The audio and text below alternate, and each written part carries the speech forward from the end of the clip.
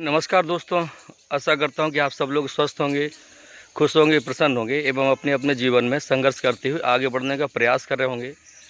दोस्तों, ये जो वीडियो आज मैं लेके आया हूं, टाइटल में, थंबनेल में आपने देख ही लिया होगा कि मैं आखिर यह वीडियो क्यों लेके आया।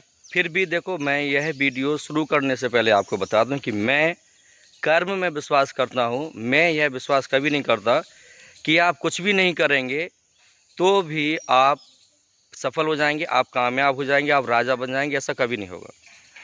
अर्थात आपको सफल होने के लिए, कामयाब होने के लिए आपको मेहनत करनी ही पड़ेगी। हाँ, उसमें लक का फैक्टर होता है और वो लक का फैक्टर भी कहीं ना कहीं कर्म से ही जुड़ा है। कैसे कर्म से जुड़ा है? जैसे मान लीजिए मैं आपको अभी अपने बारे में बताऊं कि ठीक है, आज मैं गवर्नमेंट एम्प्लॉय हो गया, गवर्नमेंट टीचर बन गया, ठीक है। लेकिन आप मुझे बताओ, कर्म, अब इसको मैं किस्मत बोलूं कि कर्म बोलूं? मैं इसको दोनों का मिश्रण बोलूं तो भी बेहतर होगा। और अगर मैं कर्म को बोलूं, सॉरी, खांसी है इसलिए, और मैं 2 दिन से वीडियो नहीं ला रहा था।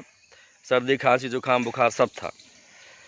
तो आप चाहें तो कर्म को परसेंटेज 95 दे सकते हैं और किस्मत को 5% दे सकते हैं। आप चाहें तो कर्म को 99.99% दे सकते हैं और किस्मत को 0.01% दे सकते हैं। ये आपके ऊपर डिपेंड करता है। लेकिन मैं कर्म को बिल्कुल सबसे पहले रखता हूँ और किस्मत को ऊपर वाले के हाथ पर छोड़ देता हूँ, समय पर छोड़ देता हूँ। अब किस्मत को मैं जस्टिफाई करने की कोशिश कैसे कर रहा हूँ बताता हूँ। देखो दोस्तों, मैं आज क्या हूँ? शासकीय माध्यमिक शिक्षक, जिसको टीजीटी भी बोलते हैं। तो आप मुझे बताओ, मैं टीजीटी हूँ और जब मैंने 10th में सब्जेक्ट सिलेक्ट किया तो मैं बहुत कंफ्यूज था, कौन सा लूँ कौन सा लूँ। बहुत करते करते एक मूवी थी, मूवी का नाम मुझे एग्जैक्ट याद, विजेता मूवी थी, और संजय दत्त की नहीं है, वो किसी और की थी। उसमें एनडीए के बारे में पता किया गया था। और 10th में क्या, मेरी आंखें पढ़ते पढ़ते बहुत कमज़ोर हो गई थी। तो मेडिकल पर जब मैं एक पायरीमोन आई ड्रॉप आता था, उसे लेने गया, तो टीवी का मुंह अंदर की तरफ था, लेकिन उससे जो डायलॉग चल रहे थे ना इंडियन आर्मी के बारे में, वो पसंद आए। फिर दोस्त के घर आके मैंने मूवी देखी और उसमें भी क्या था, जो हीरो था वो डरता था, और शायद वो एनडीए में था। तो उसे जब फ्लाइंग की ट्रेनिंग दी जा रही थी, फ्लाइंग की ट्रेनिंग दी, बहुत डरता था।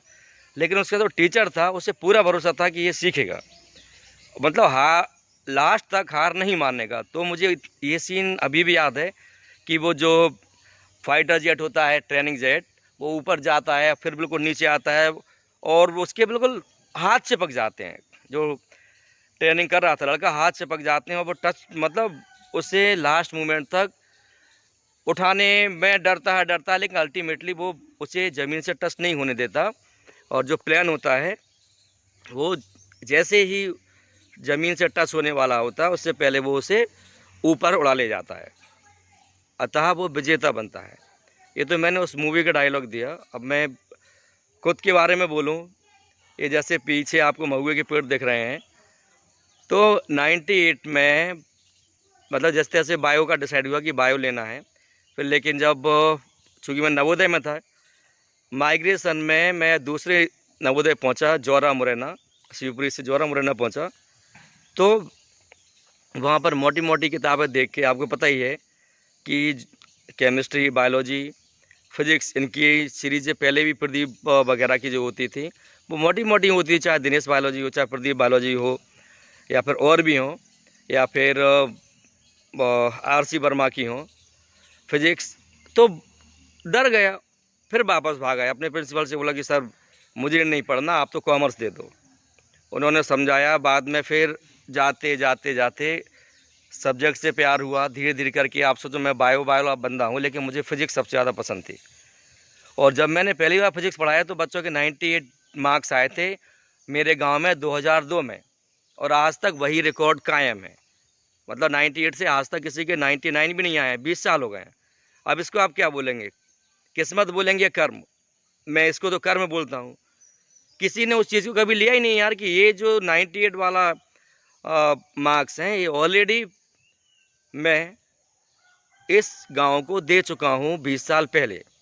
किसी ने सोचा ही नहीं, तो इसको मैं कर्म बोलूँगा, मैं किस्मत नहीं बोलूँगा। अब किस्मत किसको बोलता हूँ सुनिए ध्यान से। पापा से मैं पहले ही बोल चुका था कि पापा मुझे सब्जेक्ट ये लेना है, और मुझे अच्छी तरह पता है महुआ के पेड़ के पास में क्यों बना रहा हूँ मैं। क्योंकि उस दिन जब मैंने डिसाइड किया कि मुझे बायोलॉजी लेना है, बायोलॉजी में इतना खर्चा है, मुझे डॉक्टर बनना है, तो पापा उस दिन, क्योंकि रिजल्ट कब आता है वही आता है अपना अप्रैल मई में, और लगभग इसी समय पर ये महुआ टपकता है। महुए के जो फूल होते हैं वो गिरते हैं, उनको बीनते हैं, फिर ये बेचा जाता है सुखाकर। तो पापा बीन रहे थे और मैं गया, मैंने कहा पापा मुझे बायोलॉजी लेना है, उसमें इतना खर्चा आएगा। उस समय क्या है, इंदौर में जो कोचिंग होती थी, मैं 98 की बात कर रहा हूँ, 98 99, 1500 रुपये महीने का खर्चा आता था, साल भर का 18,000 रुपये। तो पापा बोले ठीक है यार करेंगे। तो हमारे महुए जो थे, लगभग हमारे पास 20 पेड़ हैं, तो लगभग उस समय 18-20 हज़ार के जो महुए थे हमारे पास ऑलरेडी थे स्टॉक में। तो मुझे पता था, पापा को पता था कि इनको बेचेंगे और इसको हम कोचिंग करवाने के लिए भेज देंगे। लेकिन हुआ क्या, मैं जाता हूँ एज ए ट्रायल एम्स का पेपर देने के लिए, 98 में दिल्ली जाता हूँ। और दिल्ली से जब लौट के आ रहा होता हूँ तो रास्ते में शिवपुरी, मतलब चूँकि मेरे गांव से 120 किलोमीटर दूर है, वहीं पर मेरे एक रिश्तेदार की सॉरी बारात थी। तो मैं उसमें रुक गया, और उसमें जब मैं डांस कर रहा था तो एक बोले तू यहाँ डांस कर रहा है और तेरे दादाजी को लोगों ने ऐसा मारा है। क्योंकि मेरे दादाजी स्वाभिमानी थे, वो कभी किसी की मतलब गाली गलौज तो सुन ही नहीं सकते थे। उनकी लड़ाई हुई, और उन्हें चूँकि बुज़ुर्ग थे, लगभग 98 की बात करूँ मैं तो 75 के आसपास, तो 4 लड़कों ने उन्हें मारा और बहुत मारा। मुझे पता नहीं था, तो मैं तो डांस करना तो भूल गया। अब 100 किलोमीटर दूर है और बहाने भी कुछ नहीं है, सोचता रहा यार क्या करूं क्या करूं। घर आके देखा तो माहौल बहुत बुरा था, और आप यकीन मानिए जो पैसे मेरी पढ़ाई के लिए इकट्ठे किए गए थे एक एक महुआ बीन कर, वो सारे के सारे दादाजी के इलाज में लग गए। फिर हमने ईंटें बनाई, गुम्मा जिनको बोलते हैं हम लोग, वो बनाई, वो भी सारे के सारे उनके इलाज में लग गए। अब बताओ, अब इसको मैं क्या बोलूँ। हालांकि इसको मैं थोड़ा सा ऐसा भी बोल सकता हूँ इस टॉपिक के माध्यम से कि अगर आप स्वविवेक का यूज़ करें, भगवान को हमेशा अपने मतलब कुछ भी डिसीजन लेने से पहले भगवान पर छोड़ दें, और थोड़ा सा धैर्य रखें। जैसे अगर मान लो मेरे दादाजी ने सपोज़ उन लोगों की थोड़ी सी अब हालांकि यार मैं थोड़ी सी बोल सकता हूँ, लेकिन उस बुज़ुर्ग को, स्वाभिमानी व्यक्ति को वो नहीं सहन हुआ होगा। अगर मान लो वो इंसिडेंट नहीं हुआ होता और मैं पढ़ने गया होता तो मैं डॉक्टर बनता, मैं टीचर शायद नहीं बनता। लेकिन अगर मैं टीचर नहीं बनता तो जो मेरी दोस्त थी वो शायद मेरी पत्नी नहीं बनती, ये भी पक्का है। मेरी पत्नी कोई और होता। तो अब मुझे बताओ ये किस्मत नहीं है तो क्या है। अब मैं अपने भाई को जोड़ता हूँ। मेरा भाई जो, हालांकि जो देखो मैं उसको भाई इसलिए बोलता हूँ, मेरी बुआ का लड़का है, उसे मैं अपने साथ 3री क्लास से लेके आया था।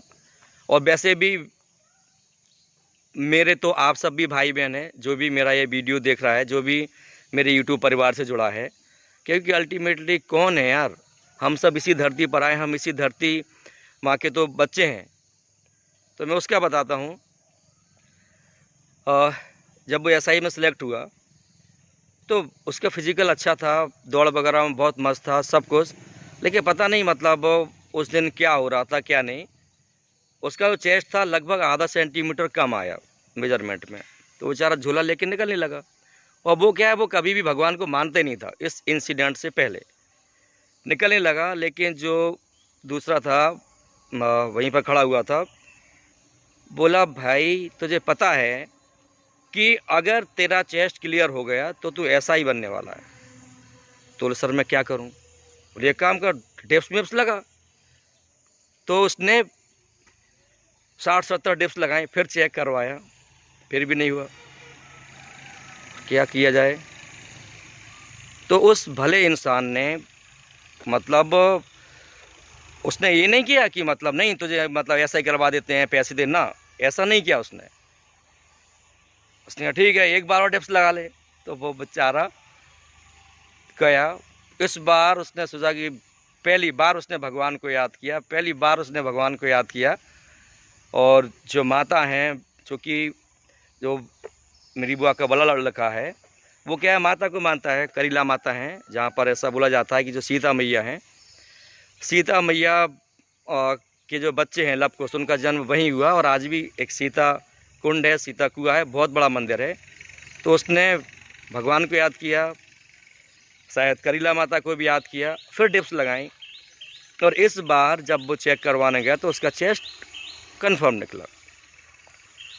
उसने उस व्यक्ति के पैर छुए और उस दिन से वो भगवान को इतना मानता है कि बोले यार भगवान होता है। नहीं तो पता है वो व्रत भी किसके करता था? व्रत भी मैं सोमवार का करता था, मेरी वाइफ भी सोमवार का व्रत करती थी, लेकिन वो व्रत करता था 2 अक्टूबर का, 26 जनवरी का और 15 अगस्त का। अब बताओ ये किस्मत थी कि नहीं? अगर मान लो उस व्यक्ति की जगह कोई दूसरा व्यक्ति होता, वो बोलता भाड़ा में जाना तो मुझे क्या करना है। तो ये किस्मत थी। लेकिन कर्म क्या था, उसे बताया गया, उसने वापस डिप्स लगाई, फेल हुआ, दोबारा डिप्स लगाई और अल्टीमेटली उसका हो गया। दूसरी बार में उसने डिप्स लगाई थी, उस ज़िंदगी में नहीं लगाई थी उसने, मतलब लगभग 10 सेकंड के गैप पर, मतलब 60 पहले लगाई 70 फिर लगाई 50, 10 सेकंड का गैप मार के। तो अब आप मुझे बताओ ये किस्मत थी या कर्म? अगर वो आदमी नहीं होता वो ऐसा ही बन पाता? नहीं बन पाता। अब मैं बताता हूँ दूसरा आपको, मैंने आपके लिए वो स्क्रीन मतलब फ़ोटो भी रखा है।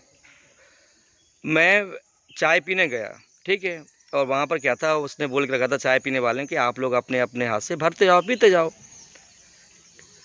तो मैं जब चाय लेने जा रहा हूँ तो उस गरम मतलब चूँकि वो गर्म ही निकलती थी, उसमें एक मक्खी पड़ी हुई है और वो फड़फड़ा रही है बेचारी। मतलब अगर मैं शायद 1-2 मिनट और नहीं जाता तो वो गर्म चाय में वो मर ही जाती। उसको मैंने उठाया और निकाल के फेंक दिया। और मैंने बोला भी दुकान वाले से इसके ऊपर भी मैं वीडियो बनाऊँगा। और जो हमारे मकान मालिक हैं वो भी बोले हाँ ये बनाएगा। और अभी वो देख रहे हैं जब मैं ये वीडियो शूट कर रहा हूँ। तो मैंने कहा यार ये भी तो किस्मत है कि नहीं है, कि ये जो मक्खी है अगर मान लो मैं 1-2 मिनट नहीं आता तो ये मक्खी मर जाती। तो ऐसे अनेकों अनेक उदाहरण है कि यस किस्मत होती है, लेकिन आप कर्म को डिनाई नहीं कर सकते। क्योंकि हो सकता है जैसे APJ अब्दुल कलाम आज़ाद जब फेल हुए, मतलब एयरफोर्स में सेलेक्ट नहीं हो पाए, उनकी फ़र्स्ट वेटिंग थी, तब उन्हें एक योग पुरुष ने कहा था कि बेटा तुम्हारे लिए ईश्वर ने इससे भी अच्छा सोच के रखा है। तो यार अभी मैं तो नहीं बोल रहा हूँ, ये APJ अब्दुल कलाम आज़ाद की जो बुक है मैंने पढ़ी भी है, विंग्स ऑफ फायर, अग्नि की उड़ान। तो आप इसको पढ़ सकते हैं, उसमें साफ साफ लिखा है। अब ये तो हमारे पूर्व राष्ट्रपति, महान वैज्ञानिक, missile man doctor APJ Abdul Kalam Azad ji के द्वारा कहा गया कि नहीं। और फेल का मतलब क्या होता है यार, उन्हीं के एक पोस्टर पर लिखा था, fail means first attempt in learning, first attempt in learning. और शायद एंड का मतलब भी उन्होंने बहुत अच्छा दिया था, effort never die, efforts never die, मतलब जो प्रयास हैं वो कभी मरते ही नहीं हैं। फिर से रिपीट करता हूँ, फेल का क्या था, फर्स्ट अटेम्प्ट इन लर्निंग। ये था फेल का, जो मैंने APJ अब्दुल कलाम आज़ाद जी के पोस्टर पर ही पढ़ा था और बहुत मुझे पसंद था। और नेवर का भी, सॉरी एंड का ही मैंने आपको बताया, एफर्ट्स नेवर डाई। तो आप जो मेहनत करें ना ये आपकी कभी बेकार नहीं जाएगी, कभी बेकार नहीं जाएगी। और रावण जी में क्या कहा गया, कर्म प्रधान विश्व कर राखा, जो जस करें सो तस फल चाखा। और लास्ट में मैं और बताता हूँ, दादाजी क्या बता चुका, जब सारे पैसे ख़त्म हो गए उस समय क्या है, CBSE में 11th या 12th क्लास में एक चैप्टर था इंग्लिश की किताब में, an struggle for an education. और ये शायद वाशिंगटन है, कोई TC वाशिंगटन है क्या, उनके द्वारा लिखा गया था।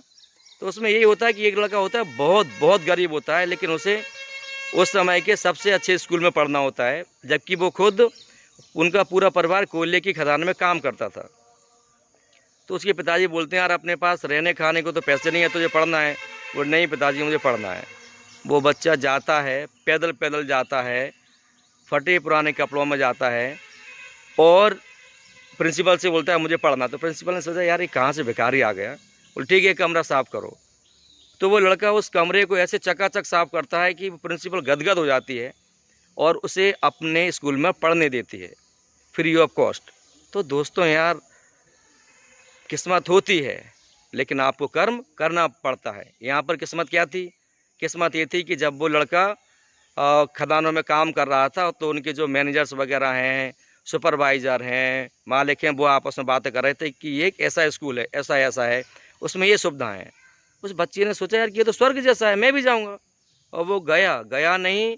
आप NCERT पढ़ के देख लेना, स्ट्रगल फॉर एन एजुकेशन देख लेना। टाइम सर ने, मुझे पता है वाशिंगटन है, TC वाशिंगटन है, कौन है वो। तो इस स्टोरी से मैं इतना इंस्पायर हुआ था यार कि वो लड़का जब फटे पुराने कपड़ों में वहाँ पहुँच सकता है, तो मेरे तो दोस्त ने मुझे इनवाइट किया है।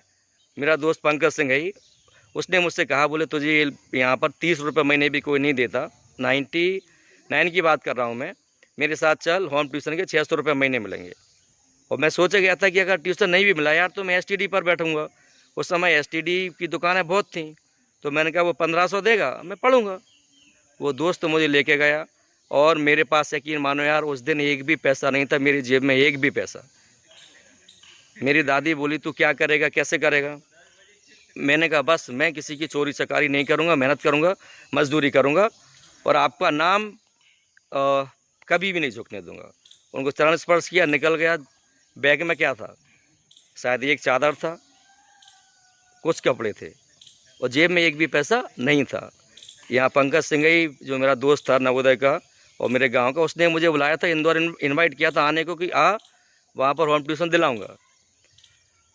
और होम ट्यूशन कौन देते थे? मिस्टर राजेश सिंह ही। आज भी उस शख्स का एहसान है अपन पर कि उन्होंने इंटरव्यू लिया मेरा और मुझे होम ट्यूशन दिलाया। पहला ही ट्यूशन था मेरा 2400 रुपये महीने का, 1 घंटे के 2400 रुपये महीने।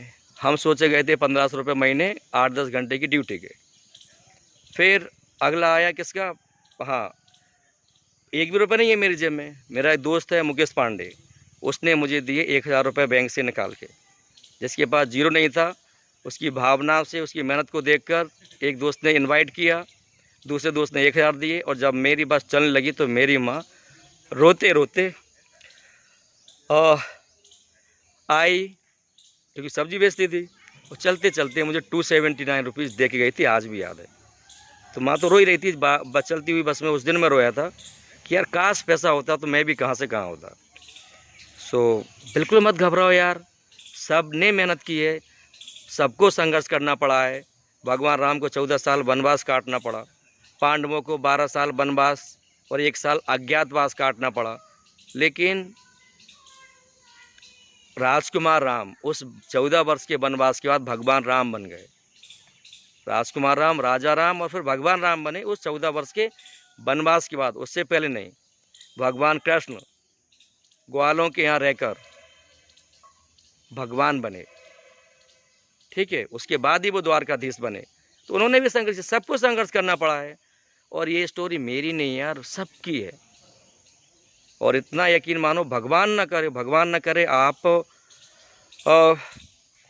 कभी, जैसे हमें लगता है ना कि यार मुझे IAS बनना है, सपोज IAS नहीं बन पाओ, मुझे डॉक्टर बनना है, हो सकता है डॉक्टर ना बन पाओ, हो सकता है इंजीनियर बनना, हो सकता है ना बन पाओ। जो भाई बहन मुझसे बहुत सारे जुड़े हैं, हो सकता है वो टीचर्स बनने की लिए मेहनत कर रहे हैं, हो सकता है आप टीचर्स ना बन पाओ। लेकिन इसका मतलब नहीं, ये नहीं है कि it is the end of life ना। आपकी जो मेहनत है, आपका जो ज्ञान है, वो आपका साथ देगा। लोग हंसेंगे, हंसने दो। शायद कार्ल मार्क्स ने कहा था, पीपल से व्हाट डू दे से, लेट देम से। लोग कहते हैं, क्या कहते हैं, कहने दो। और चूँकि आज मेरे स्कूल में भी एक प्रोग्राम है, उसका कोऑर्डिनेटर मुझे बना गया है। बच्चों को जो अंतर्राष्ट्रीय स्तर पर जो सुसाइड्स हो रहे हैं उनके बारे में समझाना है कि आप सुसाइड्स ना करें। तो मैंने जो मंथन किया है, मुझे लगता है कि सुसाइड्स का सबसे बड़ा कारण क्या है।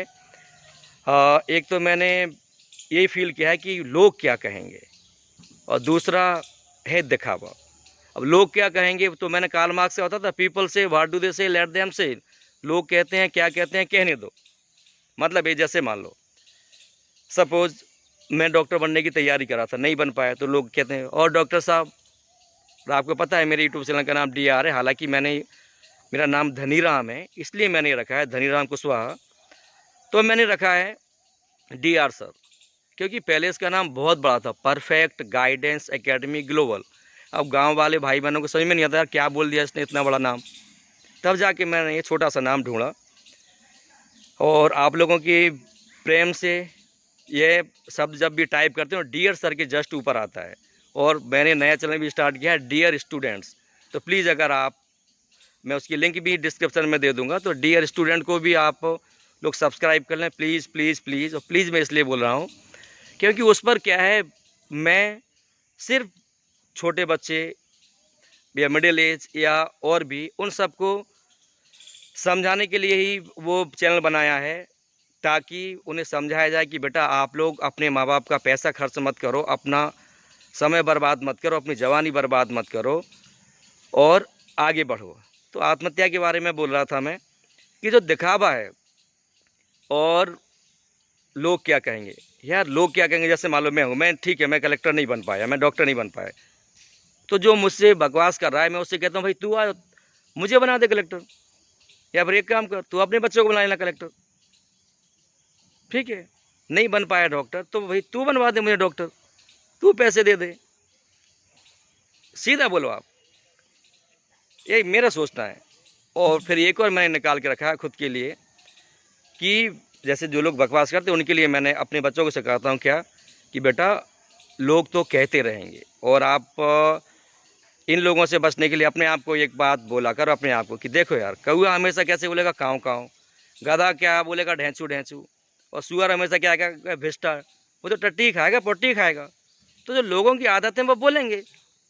आप लोग अपने काम में लगे रहो, कामयाब आप ज़रूर होंगे, ठीक है। और दिखावे से बचो, जो अपने पास है उसी में खुश रहो, मस्त रहो, कहीं कोई प्रॉब्लम नहीं है। मैंने तो ऐसा फील किया है यार कि जो लोग पढ़े लिखे हैं वो ही ज़्यादा सुसाइड्स कर रहे हैं। क्यों कर रहे हैं? क्योंकि उन्हें ये चिंता, यार मेरा बंगला नहीं बन पाया, मेरी कार नहीं आ पाई, मेरी वो गर्लफ्रेंड मुझसे शादी नहीं करेगी। अरे भाई वो नहीं करेगी, हो सकता है आपकी किस्मत में उससे भी 1000 गुनी अच्छी लड़की हो। तो सुसाइड कभी नहीं करना है, सुसाइड सिर्फ कायर लोग करते हैं। बहादुर हो तो लड़ो दुनिया की जंग, क्या होगा, हारोगे, अरे मरना तो वैसे ही है, तो लड़के मरो ना, संघर्ष करके मरो, कायरों की तरह क्यों मर रहे हो। जैसे कल मैंने वीडियो बनाया था, मैं अपने लिए दवाई लेने गया जोबट हॉस्पिटल में, तो वहाँ पर एक बर्निंग केस आया।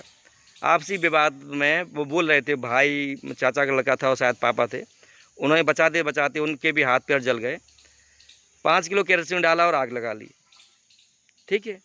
तो यार ऐसा क्यों? ईश्वर ने हमें इतना अनमोल तन दिया, आप मुझे बताओ।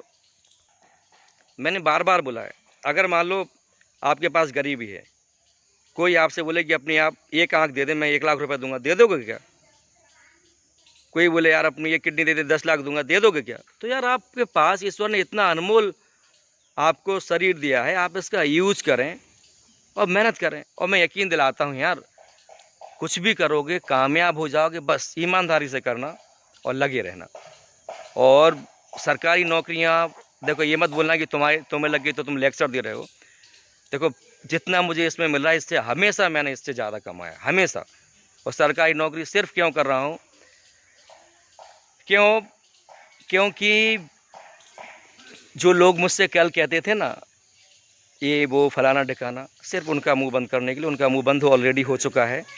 और आज इसी क्षण अगर ऊपर वाला बुलाए तो चाहने को तैयार हूँ, कोई गम नहीं यार, क्योंकि मैंने कभी किसी का बुरा सपने में भी नहीं सोचा, सपने में भी नहीं सोचा। और इस बात के गवाह मेरे बच्चे भी हैं। तो इसलिए कोई परवाह नहीं, जब तक जीना है शान से जियो, इज्जत से जियो। और ये तभी पॉसिबल है जब हम लोगों के दिखावे में ना आए, लोगों के बहकावे में ना आए, और लोग कौन क्या कह रहा है उसका ना सुने। तो लोग तो आपको हमेशा असफल बनाने वाले हैं, ठीक है। जैसे अभी महामहिम राष्ट्रपति द्रौपदी मुर्मू जी हैं, वो एसटी को बिलोंग करती हैं, आदिवासी महिला हैं। पता है बहुत सारे लोग बोलते होंगे आज भी राष्ट्रपति है तो क्या है, भगवान थोड़ी है। हाँ, इससे पहले कोविंद जी थे, उनके बारे में भी लोग क्या बोलते होंगे, राष्ट्रपति तो हैं, भगवान थोड़ी हैं। तो जिसको आपकी बुराई करना है वो बुराई करने का बहाना ढूंढ लेगा। बिल्कुल मत घबराओ आप।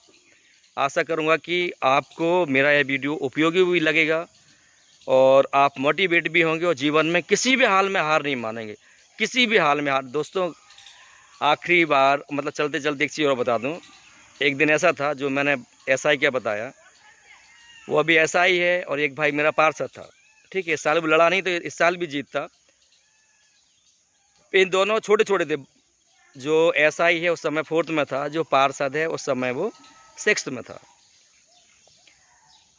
और मैं इंदौर के एक बहुत अच्छे स्कूल में पढ़ा रहा था। लेकिन है क्या यार, मैं अकेला, उम्र 21 साल, और मैं अपने गांव से, मैं अपने खुद के 3 भाई बहनों को लेके गया, एक बुआ के लड़के को लेके गया, एक मौसी के देवर को लेके गया, क्योंकि ये सब पढ़ने लिखने में अच्छे थे।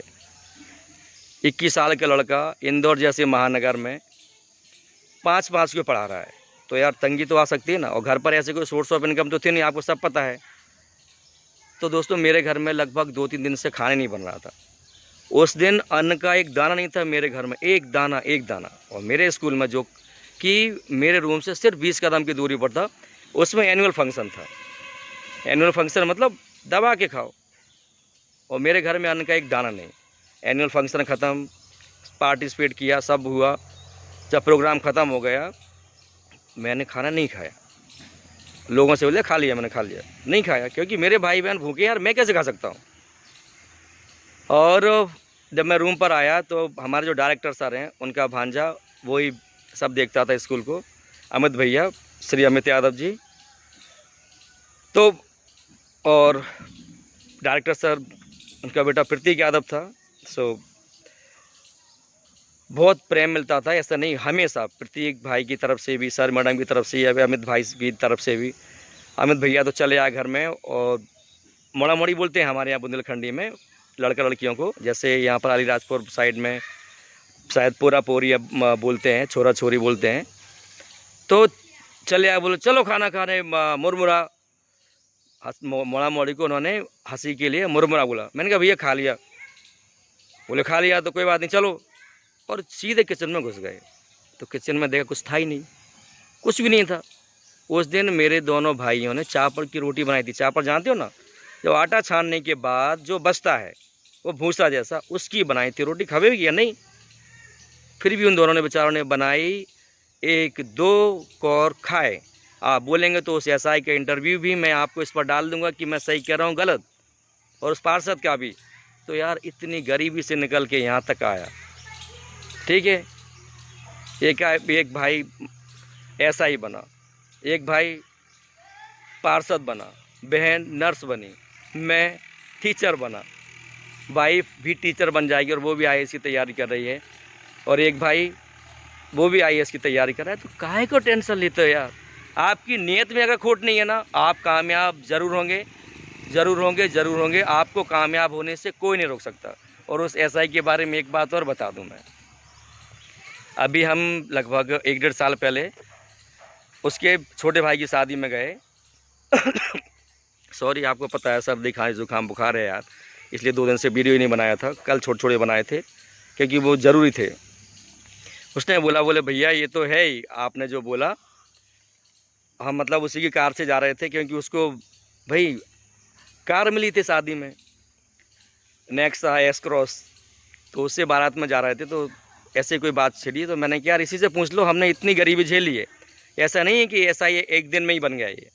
तो उसने ये बताया, बोले भैया जिस दिन मेरे बड़ी भाई की बारात गई ना, तो मेरे पास चप्पल ही नहीं थी पहनने को। अब मैं दूल्हा का भाई, तो उन्होंने बोला भाई चप्पल कहाँ, तो मैंने बोल दिया डेरा में है। डेरा मतलब जहाँ पर बारात रुकती है, वहाँ पर। तो मेरा जो ताई का लड़का था वो बोला, उसे तो पता था कि इसके पास चप्पल ही नहीं। उसने बोला ठीक है पहना, चलते हैं। बोले नहीं, मैं दूर है। बोले नहीं, हम चल रहे। तो ये उसने अपने आप बताया। तो वो लड़का जिसके पास अपने बड़े भाई की शादी में पहनने को चप्पल नहीं थी, आज वो लड़का ऐसा ही है। इसको किस्मत बोलेंगे क्या? किस्मत उसकी थी, कितनी थी बताता हूँ। मैं चूँकि पीएमटी की तैयारी कर रहा था, आपको पहले बता चुका हूँ। बैग लेके मतलब जब मैं अपने इंदौर से गांव पहुंचा, तो मेरा बैग रखा मैंने उतर के आंगन में, तो वो बैग को देख रहा था। मैंने कहा तू देख क्या रहा है? बोले भैया मैं देख नहीं रहा हूँ, मैं आपकी किताबें पढ़ रहा हूँ। मैंने कहा वेरी गुड यार, तू मेरी किताबें पढ़ रहा है? बोले हाँ। मैंने कहा पढ़ के बता। तो 3rd क्लास में था यार, वो गांव में पढ़ता था। 3rd में उसकी 43% थी, जबकि 4th में उसकी 98.28, 10th में उसकी 93, 12th में लगभग 89, और 12th क्लास में जब 12th क्लास जब पास हुआ 17 साल था। नहीं तो उसकी वो जॉब 17 साल में लग जाती। 1 साल वेट किया और 18 साल की उम्र में उसके पास है 3 job, MP police, MP forest और शायद पोस्ट ऑफिस का। अब इसको किस्मत बोलो या कर्म, किस्मत उसी की फिर से बताता हूँ। तो जब उसने वो किताब को बहुत स्पीड से पढ़ा, बहुत एक्यूरेसी से पढ़ा, मैंने कहा यार मैं इसको भी अपने साथ लेके ज़रूर जाऊँगा।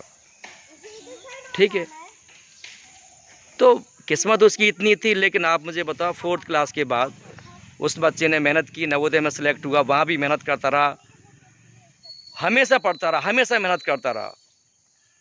तो यार किस्मत उसकी सिर्फ इतनी थी। तो किस्मत नो डाउट दस्तक देती है, लेकिन आप उस किस्मत को बिना मेहनत से नहीं बना सकते।